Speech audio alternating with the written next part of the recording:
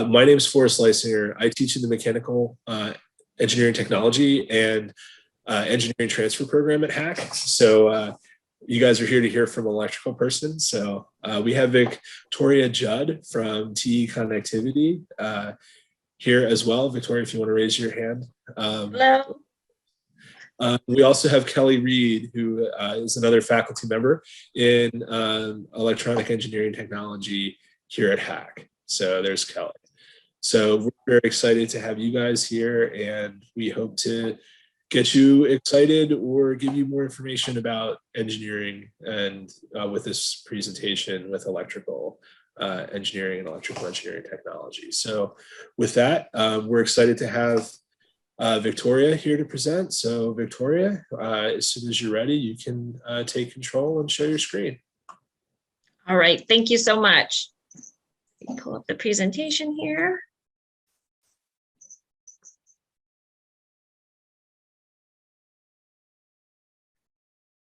Bear with me, I apologize. I'm not a Zoom expert, which I should be by now, right? All right, here we go. And there we go. Okay. So yep, you're here today to learn a little bit more about electrical engineering, and I'm very excited to be here with all of you today. I'm very passionate about electrical engineering. It's my background. It's what the path that I ended up choosing for myself.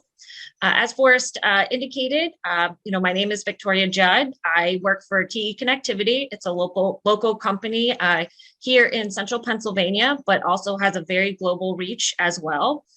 Currently, my role within TE is a manager of our QPL compliance team, but my engineering career started with electrical engineering, which is why I got invited here today to talk to everyone. So the things that we're going to highlight and talk through here would be a little bit of background of, what is engineering. I know you may have experienced some of the other engineering introduction videos or courses here. We're going to talk a little bit more in depth about electrical engineering specifically, some job roles, a little bit of my story. It is a bit of a unique one, what a typical day may look like as an electrical engineer, and then the different electrical engineering paths from a college standpoint and what options are out there. So some fun stuff here, right? I mean, technology, engineering, the possibilities are endless. Do you ever imagine yourself, could you be a space tourist? Never thought when I was going to school that we would see space tourism, but you know what? It's extremely popular today. And it is a possibility. What about how your package is delivered? Will it be, your local delivery trucks, or could it be a drone? What about how you travel? Will it continue to be the same methods that you utilize today, or are there new endless possibilities? That is what's so cool and foundational about engineering is honestly, the limits and the possibilities are endless. So engineering. In reality, engineering is a ton of different things. It's your smart technology. It's the, smart watches we all have. It's our phones, our tablets, our PCs. What about in the auto industry? Vehicles today, and there's a wide scope of vehicles, the ones we use and drive every day to the ones that are on, the racing tracks. Tons of technology, tons of engineering and advancements in those. We even have Teslas today that can drive themselves. What about in the space and aerospace industry? The future of airplanes, the future of so many of those aspects that, again, the possibilities are endless. What about our appliances? We now have touchscreen refrigerators. We now have all kinds of cool things. And how about in the terms of robotics? Robotics has come a long way. What I have on the screen here, this is just a very, very small snapshot, but it kind of covers a lot of the various aspects that can come into play with engineering.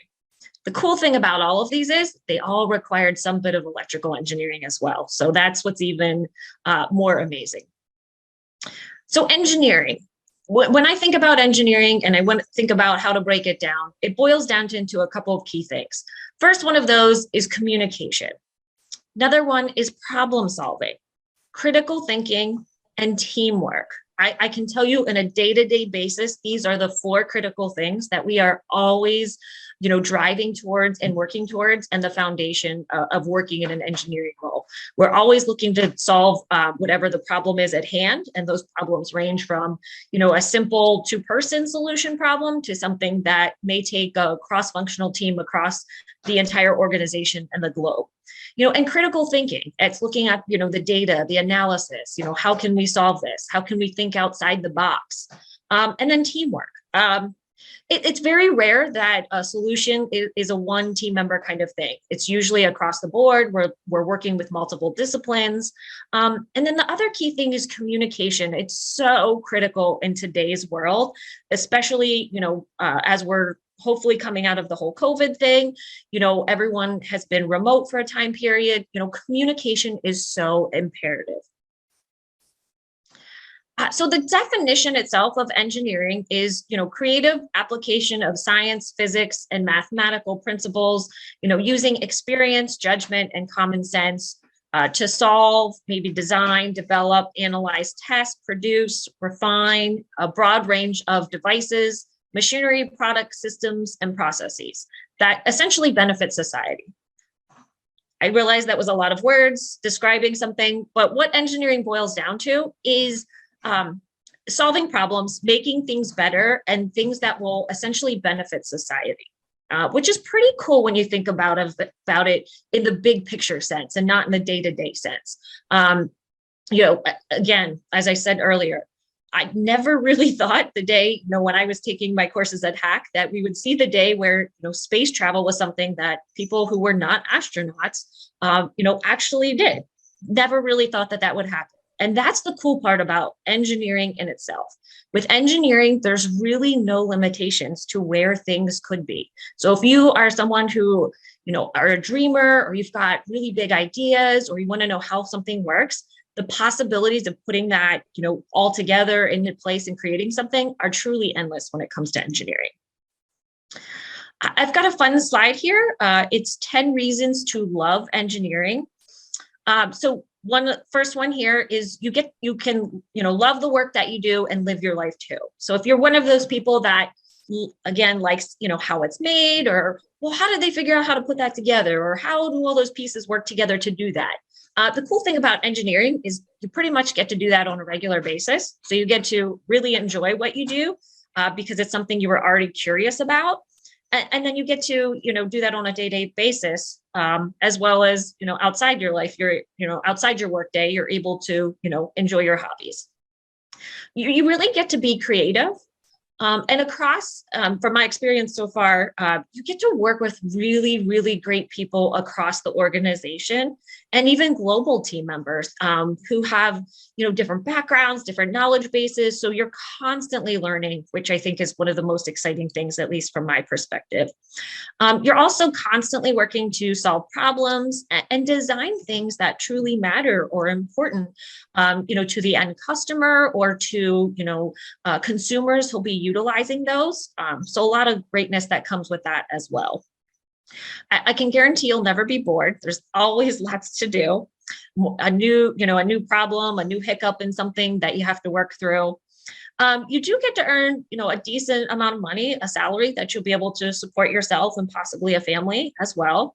I'll tell you what, being, since COVID, things were flexible prior to COVID, but since COVID, things are there's a lot more flexibility. People have really learned, and companies have really learned the value of, having more flexibility, that in a lot of roles, people can, potentially work, from a remote location and still get the job done. So there is a good bit of flexibility from that aspect. Travel, if you enjoy, going around the globe and learning new places and new cultures, that's definitely a possibility as well with a job in the engineering field. But one of the big things is you truly get to make a difference. And at the end of the day, depending, on your project, there's the possibility that you're going to change the world and help shape the future. So that's always an exciting feature. A little bit of background here on some engineering jobs. So there is a significant amount of the workforce that is at that retirement age or has already honestly retired. Where right now I can tell you we have open roles, and it's a bit of a struggle. We're looking for engineers. It's a big it's a big hiring industry right now. There's a lot of options, and I see that going forward in the future as well. So again, and there's also growth with electrical and electronics engineering positions. There's a lot of growth. Technology companies are expanding. They need more resources. So there's lots of potential growth there as well, and job opportunities that are coming. A little bit more background with engineering jobs. So here's just a little bit of some salary types of information. Sometimes this can be extremely useful. But if we take a look, there's some statistics here on these particular images. So coming in, 25% of employees can earn less than 48,000. 50% of employees earn about 83,000 in engineering roles within at least the United States. And this is a distribution because, again, remember, across the globe, there are places where, living conditions and costs are not as as high as some other areas. So there is a little bit of a differentiating factor depending upon where you're located in your role. 75% of employees can earn around 131,000. And then there's even the potential up to about 170,000, if not more, depending on the role. And then you can see here on this other graphic, salary comparison by years of experience, just coming in the door, there'll be a baseline, pay, but then years of experience is a key thing. So it is good to, get some experience under your belt, and then you can always transition into different roles. But that does help significantly throughout your career ladder. Let's take a little bit deeper dive into electrical engineering. Again, the examples that I started off with, those are all great ones. And like I said, they all involve some level of electrical engineering. Here are just some additional ones and some, some other areas that you could look into. Again, looking at the aerospace industry, the airplanes. I'm still amazed that an airplane gets off the ground, running, gets people across the globe, across the country. That's still an amazing feat to me. It's mind-blowing. So you can imagine that there's a ton of engineering, and especially electrical engineering, that goes into those. And we all know that, engineers and companies are always trying to push the boundaries of, how do we make the plane lighter so it can fly faster and save fuel? So there's always new problems or underlying problems that companies are working to solve. So the aerospace field's a great area for electrical engineering. We've got circuits. If you boil a lot of your end consumer products down, the electronics that go inside, there's a lot of circuitry, circuit configuration, wiring configuration that goes into. That's all electrical engineering. What about, navigation systems, your data systems, all those types of things within any of your vehicles? I mean, everything is becoming a smart vehicle in today's world. So there's endless opportunities there. Again, electrical systems going behind there, the data connections, how does everything, communicate and talk within the vehicle or the device? Again, and another one, great opportunity that people don't always think about, so there's tons of data, everything today collects data, right? Where does all that data go? Where does it get saved? There are huge server data houses across the globe. Well, those data houses have to be able to process all of that data that's constantly being held, pull the data, store the data, analyze the data, all kinds of things. So tons of background in electrical engineering from the data server standpoint. One of those areas I feel does not always get as much attention as it really should. Again, going back to, cars, smart motors, and how do we, possibly look at other alternatives? So lots of, areas of improvement in the auto industry as well, or any industry where we've got, motors and trying to, make things smarter. And then the medical side of things, using robotics on the medical side. That's another great place for electrical engineering.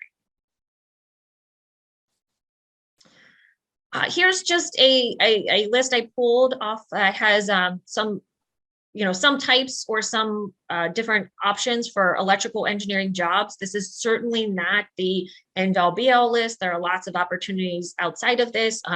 It's just sort of a standard list. And you can see there's a lot of options here. We've got manufacturing engineers. This is another one that I think does not always get the amount of attention that it really should. Really cool on the side of manufacturing engineers. So all of the products that we love to use on a day-to-day basis, they had to be made somewhere, and they had to be made, with machines, technology. All those machines require some sort of electrical engineering in order to operate, to run. Everywhere is looking to build as many smarts into their factories as they can to run more data analytics, so they can have, more preventative measures, preventative matrix out of those. So manufacturing engineering, again, another great avenue to take a look at. A lot of electrical engineering, analytical engineer, applications. I won't read the whole list. It can be pretty long, but I did want to highlight a couple of those. We also have electrical distribution, the power that comes into your house, another great area. It's important. We all know it's not fun when we lose our power, so we know power is critical. Electrical distribution engineering is another role from electrical engineering. Instrumentation, so those test devices we use, looking at it from that standpoint. Signal processing, right? All of our data that we're using involves some sort of signal transfer, signal processing. So there's the signal processing side as well. Quality, power, even test engineers. Here's a little bit of information that I pulled from the US Bureau of Labor and Statistics that covers electrical and electronic engineering jobs. So if you were looking at, getting your associate degree within electrical engineering, right here on this side, this is our salary range. So even this salary range looks really awesome. And then if we're looking at, going for a 4-year electronic engineering degree, these are options here then over on the right-hand side. So again, lots of great potential here, which is awesome. Some more examples of electrical engineering. What about if you're really passionate about, energy and alternate energy options, or, reducing your carbon footprint, things like that. There's electrical engineering behind solar panels, your wind turbines. There's lots of things that, researchers and engineers are working on. If you're a person that really likes, hands-on, doing some day-to-day testing types of things, every product that we have involves some level of testing or verification, and it's typically, some level of benchtop testing using different equipment. So, real live data, working with that. There's those options as well. And then if you think about and boil down all of our electronics, they also tend to all use some sort of, chips, processors, microchips. So looking at that technology and that side of things is also electrical engineering and a key area. I have a couple other images down here on the bottom. One, again, your power distribution. I can't stress enough. That's another important area. Your devices, your smart technology, your devices, using apps and all kinds of things, those tie in as well. And then the image on the bottom right here, we've got, again, circuitry, the circuitry that goes behind and helps everything work. It connects all those devices, another critical area of the electrical engineering field. So here are some other cool examples that will show you how old I am, unfortunately, even if it doesn't look that much. Cool things with electrical engineering. So most of you may not remember this, but phones used to be a huge brick, and I mean the size of a brick. This is what they used to look like. But today, we've got the smart technology phones that we have that fit in your pocket. They can do so much more. You can, if I want to go shop on Target, I pull up the Target app, right? And I can go pick it up in a matter of a few hours. It's ready. So how did things go from, state A of what we used to have to state B? Well, first and foremost, engineers saw a need to improve upon things. They said, you know what, there's got to be a better way to do that. Let's come up with this. It's too big, it's too bulky. Let's try to make it smaller, right? So those everyday problems that honestly consumers don't always realize they have, engineers are in the background trying to solve and make things better for consumers. I always try to boil it down to, honestly, engineers, they make devices and things and design things for us as consumers that half the time we didn't even know we needed in our life until we see it and we use it and we're like, this is so awesome. Like, I didn't know I had this problem, but now I have this solution. That's perfect. How about this one here? This is one of the first computers that was the size of, an entire building. Today we've got, both my kids have smart tablets that they use on a daily basis. We've got laptops, we've got phones, we've got, Amazon's Alexa, or, whoever else you may have, smart watches. So technology, again, has come from such the starting point of where we started to where we are today is amazing when you look at that. And when you think of the possibilities going forward, they're endless. Who knows where we'll be? And that's what's exciting and cool. And you know what? Engineers made all of this happen. That's what's even more exciting. How about video game systems? I know we've got some video gamers usually watching or a part of these sessions when we do them. The first video game, an Atari, a toggle handle, it had a wire, it had a cable. Today's video games, we're talking virtual reality, interactive, your whole family can enjoy. So again, it's come a very long way from where we started. And the possibilities, moving forward, again, are endless. Who knows where we'll be? But just trying to spark that, that excitement inside of everyone. Because when you look at all this, it's really cool and fascinating. So a little bit about my story. Like I said, it's a little unconventional in that, so when I graduated high school, I was interested in the nanotechnology program that they had at HACC. So that's where I enrolled. I started at HACC in the nanotechnology area. I quickly learned I could take a couple additional classes and get 2 degrees instead of 1. So to me, that was a no-brainer choice. Hey, add on 2 classes and I'll get an electronic engineering degree, associate degree, as well as nanotechnology. And that would, just open up the window for opportunities even more. So then I was able to get a job, entry-level job in the workforce, working for TE. I worked as a technician in their test lab, one of their test lab facilities, which honestly, I learned a ton in that role of, what the company does, what are some of the processes and things that happen. So I learned a ton. At the same time, I was able to, go back to school part-time to achieve my bachelor's in electrical engineering technology degree at Penn State Harrisburg. So that was exciting as well. I was able to transfer, almost all my HACC credits into Penn State and, take the additional necessary classes that I had to with some flexibility there and complete out my electronic engineering degree, which was awesome, while still working full time. So that was nice. From gaining my bachelor's degree, I was able to advance within the workplace and take on a supervisor position role within the company that I was working for, which was another great opportunity for me. At that time, then I decided, hey, I'm not done. I knew I always wanted my master's degree, so I was able to achieve my master's degree through Shippensburg for business. Because I was just curious about that side of things. I really wanted to have both the business balance as well as the engineering balance, because I could see how those all came together if I wanted to, continue progressing within the company I was working for, in more of a leadership type of role. So that was the path that made the most sense for me. From there, I've been able to, take a number of additional roles within the company based on my experience and the background and the engineering background that I had as well. So for me, it's been a great path. Like I said, being able to achieve my bachelor's part-time, you don't see that all the time, but it was an option that really worked for me.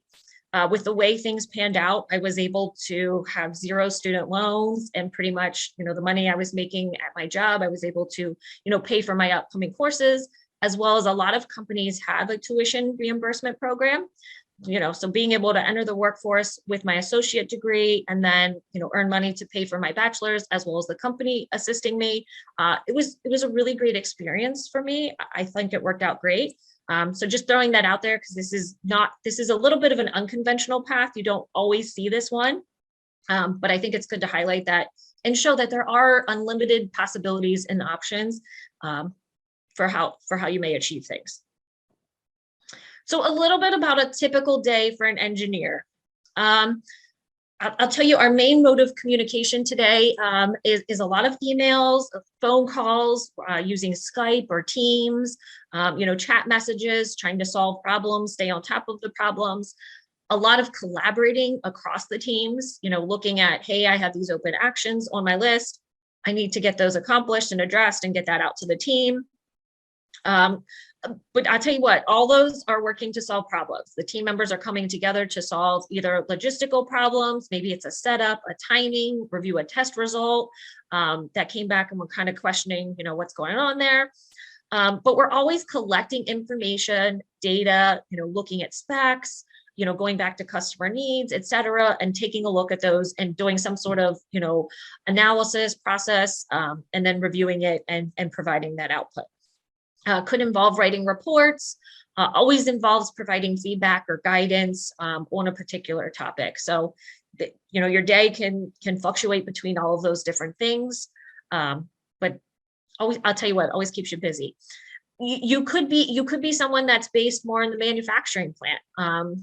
So in my particular role, I'm working more from a remote or in the office as I need to be.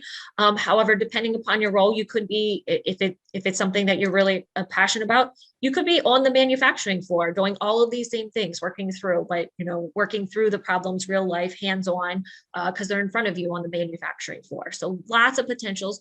You could be also that person that's interfacing with the customers. You're that liaison between the customers and the company you're working for, helping them solve problems, or how could they use your products to solve problems. So the possibilities are endless, and your typical day, while I say typical, could fluctuate quite a bit. So what are the options? So if you've got an electrical engineering degree, your options, you can, think big. There's all kinds of exciting things out there. You could be looking at, testing or doing investigating, designing, data-driven. A lot of people are in the design side of things or the testing side of things, which is exciting in that realm, right? You could be the person, like I said, that's working, with your customers. And when I say customers, your customers are big customers. They're important customers, right? Some of our key customers are, your Airbus, Raytheon, Sikorsky, SpaceX. I mean, possibilities are endless depending upon what market your company's in. So lots of opportunities there to make connections, build relationships with coworkers and learn more about, the programs that they're working on. Again, like I said, or your day could be, working on the manufacturing floor, seeing day in, day out, the processes, the procedures. It could be quality side of things, the engineering team solving those problems, because I guarantee there's always some sort of glitch on manufacturing floors that needs, solved or worked out on a routine basis. Hopefully not the same problem, because that's always one thing, is we try not to have the same problems happening, right? So a little bit more background on possibilities of, how do you get your electrical engineering degree? What options are out there? So there are the Bachelor of Science electrical engineering degree. So this one's a 4-year degree, really focuses on your STEM courses. It does have more of the math calculus side of things. Don't be scared. I promise it's not as scary as it sounds. I truly promise that. It also will most likely have a good bit of design courses. But the exciting part is that there is a lot of flexibility generally in those 4-year programs to choose your classes. Your specialty classes. Are you really interested in power, the signal side of things, the digital side, or the programming side? Maybe you're interested in it all. So you can, take a little bit of everything to have, a more well-rounded, diversified background. That's what's awesome, is there is a lot of flexibility with any of the 4-year programs. Another option is your electrical engineering technology degree. So this one is slightly different, still your 4-year degree, still focuses on your STEM courses. There's a little less calculus with this route and a little bit more lab time typically. This is the route that worked for me. I like to be a hands-on. I like to see things. I like to, get my hands dirty, test them, try to understand the data. I like that element of things. Doesn't mean I can't excel in the other one either, but this was just the path that made the most sense for me. You do tend to have a little bit less on the design side with the more lab time. But there's still the flexibility to choose your classes and your programs that you're interested in, again, such as your power, signal, digital programming, could be robotics in there as well. I mean, they're constantly changing and updating, different courses that they have within the program. So that's always exciting as well. And then the start out option that you have that, again, this one worked really well for me. It's a great jump off point from my perspective.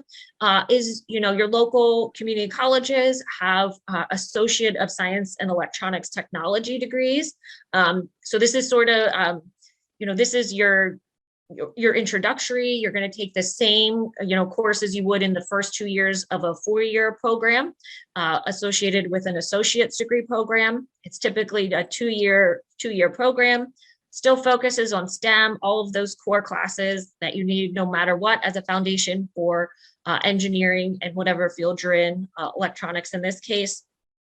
A good bit of hands-on work with labs, because it just goes hand in hand. When you're learning the book work, it's also important that you do the hands-on, you see it, you believe it, data validate kinds of things.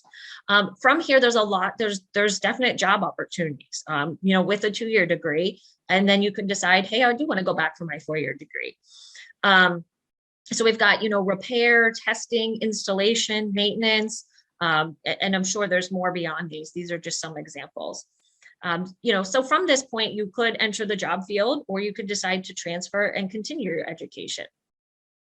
So lots of options. That's what's so great, I think, about, going the associate route path is there's so many options, and you can, start off and get your feet wet with everything, get a good foundation. And then if you really want to transfer, you can transfer to finish out your degree, or, you could jump into the workforce. Some local job opportunities that are exciting from the electrical engineering side of things. We've got, a lot of great companies in the area. These are probably some of the wider known ones. There's a lot of smaller companies as well. But you've got, PPL, some of additional connector companies would be Phoenix Contact, Amphenol, Foxconn, Molex, TE, as well as in the area. Like I said, this is just a small snippet. There's definitely a ton more, but just showing you that, if you're someone who was, passionate about staying in the area or staying local, there are local options for sure. But you know what, when it comes to engineering, and especially when it comes to electrical engineering, I tell people, there's nothing wrong with thinking big, any of your dreams are absolutely possible. So if you think big, I don't know if I think big and I think about, what would I really love to do, or what would, excite me even more than what I do today. There's lots of, bigger global companies that require or have options and for electrical engineering and engineering in general. You can be with the Disney, Google, Intel, Samsung, Amazon, Apple, some of your household, everyday favorites. They have plenty of opportunities as well and need for electrical engineering. And this is, again, just a small snippet of, the bigger picture, what's really out there. So when it comes time, what are employers really looking for? They're looking for strong communication skills. They're looking for, an interest in the industry, the job, the company. Did you do your homework? Do you know what they do? Senior project and hobbies. What was your senior project that you did within your coursework? What are your hobbies? What do you do outside that may relate to the job that you're looking for? Any work experience or internships?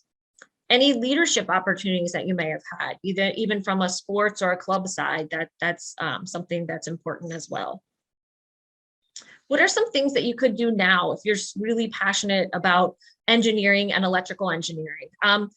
I really recommend that you do some research, right? Go out, take a look at the different fields, exactly what you're doing by watching this video here. Take a look and see what's out there. Learn more about it. Where's the industry going? What are the prospects? And the other thing is try to find people within the field you can talk to learn a little bit more about what do they do on a day-to-day basis. Is that something, that you would be interested in? Maybe even they have a job shadowing option. You could also get involved in some local programs if they have them available. There's the FIRST Robotics program that's available in some areas, as well as looking at engineering camps or summer programs or internship programs as well. Wherever you can start to, get more within the industry or get more experience and exposure, that's always a great thing. So the key takeaways from my message, and I want to say thank you so much for the time today. This is always a fun experience. I really do enjoy doing these sessions. The key takeaways from my perspective are, just keep in mind the back of your head that engineers are essentially the problem solvers. They just, may specialize in certain areas or have background in certain areas, but there's a lot of flexibility, and they're essentially problem solvers, making the world a better place, making things better for, us people living our everyday lives. And the other key factor is really anything is possible. Don't doubt yourself, or your path. Just know that anything's possible and there's always a way to get there. So that's the other thing. I want to say thank you very much, and I appreciate everyone's time today. Wonderful. Well, thank you very much, Victoria. So now we're going to open it up for questions. There's a Q&A button at the bottom of your screen. I'll be letting Kelly and Victoria answer most of it, unless it's a general engineering question. Go ahead and answer or ask your questions in the Q&A, and we'll do our best to answer them for you.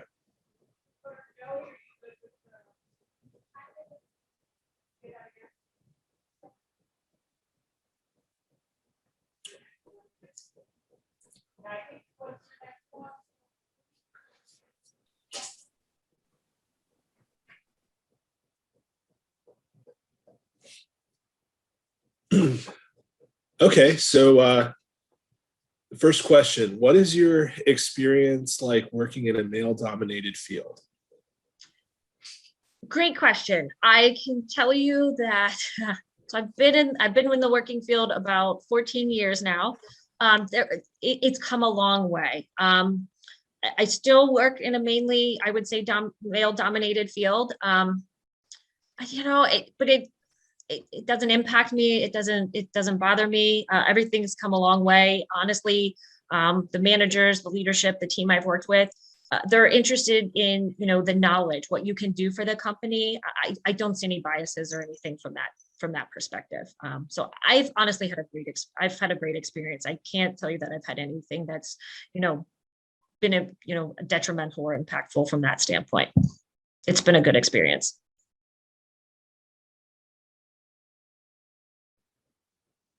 All right. Thanks, Victoria. Let's see. What high school classes should you take to help prepare you for an engineering degree?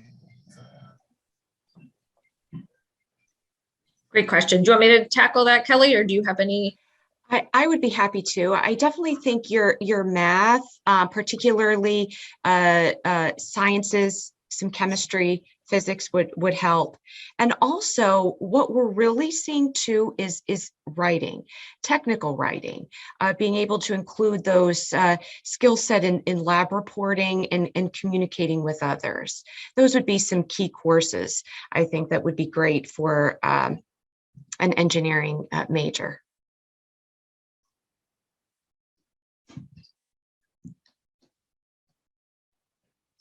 All right. I'll just add a little bit to that. Whatever engineering or STEM classes or STEM electives you can get, even if it's CAD or something that you think might be too discipline related, or robotics, anything that you can get that your school offers would be a good idea. Agreed. How long does it take to create a final project? I think it depends in terms of in terms of the coursework at Hack, I know we do a 2-year, we have a 2-year program, and I know our courses, we build up to a final project. So I'm thinking a semester wide. It just depends on the type of project in terms of a college project.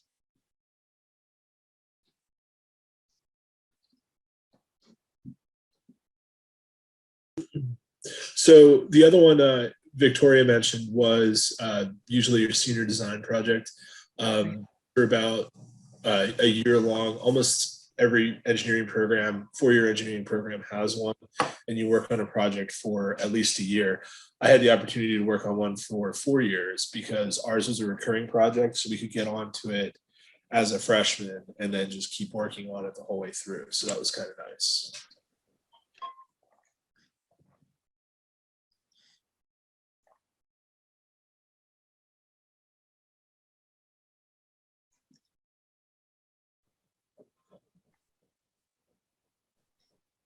Don't be shy. We still have some time for other questions.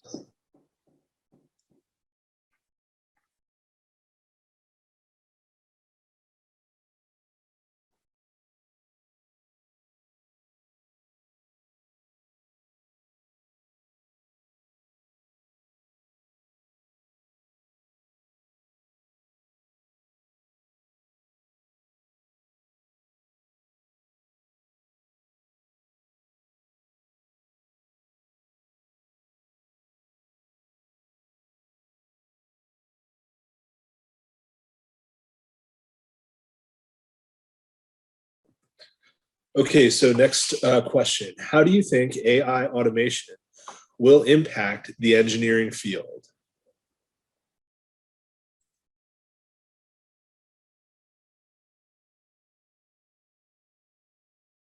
Do you want me to go ahead? I can take a stab. So I think I think AI is already starting to have an impact, but it's really, how do we integrate it? How do we use it to the best of its advantages to improve things? So I mean, I think it's just going to be a constant, improvement with everything in engineering, a constant improvement. How do we take that? How do we build it in? Where does it make sense? Type of thing.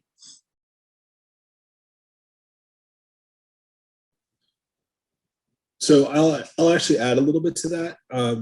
I think all of the integration, current integration with electronics, is fantastic for the engineering occupation because basically, I toured a manufacturing facility, and last week, actually, I went up to where I used to work and went through and saw some of the stuff that they had brought in that used to be manufactured overseas, and everything that used to be able to be offshored as that ancient equipment wears out, it's just as easy to buy the equipment and use it here, and in some respects easier to service it here. So there's each thing that you add something to or you add automation to requires an engineering level of expertise to interface with the device. So it's development engineer work, and then it's also high level technician work, because as those things go out into the field, like this is happening to automotive technicians now, where the highest level technician at a dealership is starting to go over towards engineering technician level, where they have to be able to a lot more than just plug in the car and clear check engine light. So a lot of that is actually good for engineering. It'll bring more opportunities for technically competent people.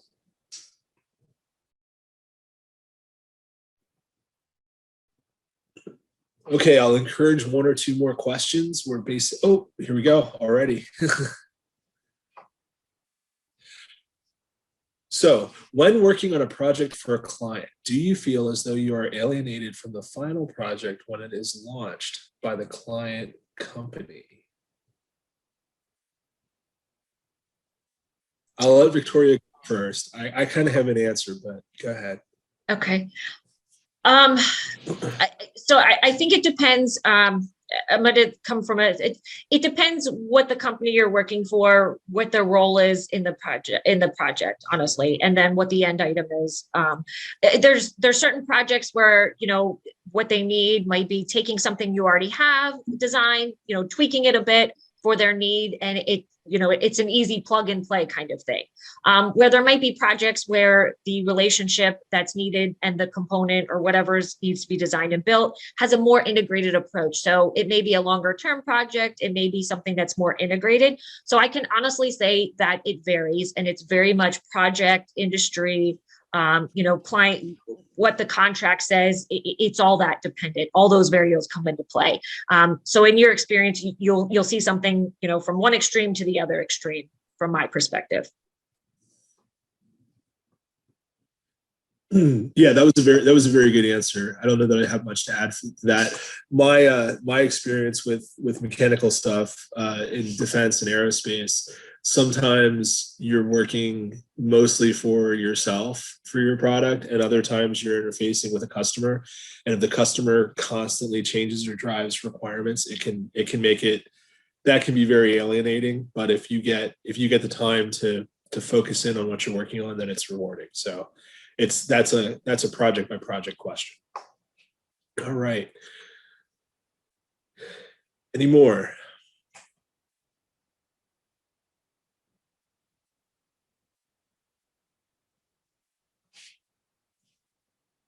Oh, we got another one.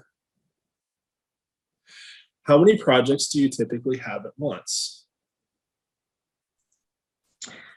So again, I would say that this depends on your role and the organization you're working in and the company. I can tell you, from my experience, I've been anywhere from, 4 or 5 projects in my test lab experience, managing and working through, to having responsibility for as much as, 20, 30 kinds of projects. So again, it's going to vary on the role, what's coming to play at the time. But within the organization that you're working for, they'll have some controls and balances for those types of things.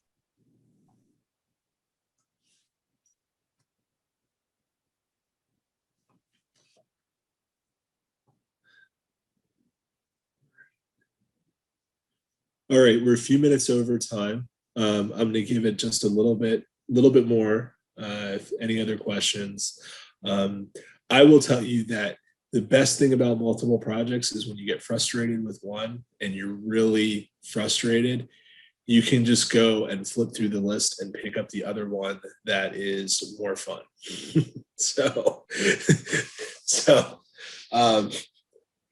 When I was in industry, I did that all too often.